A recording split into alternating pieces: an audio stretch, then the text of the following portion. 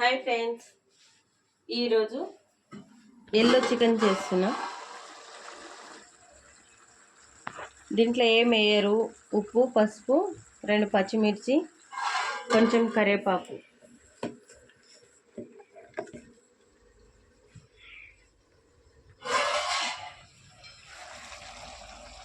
ఇలా కరివేపాకు వేసి కొంచెం సేపు మగ్గనిచ్చినాక కొంచెం చింతపండు ఇట్లా నానబెట్టుకోవాలి. చింతపండు నానబెట్టి కొంచెం గుజ్జు తీసుకొని పోయాలన్నమాట.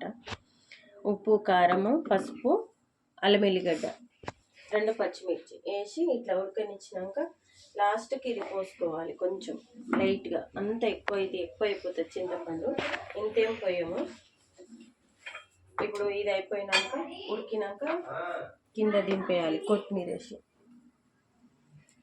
వేసి కింద దింపేయాలి. Bye friends.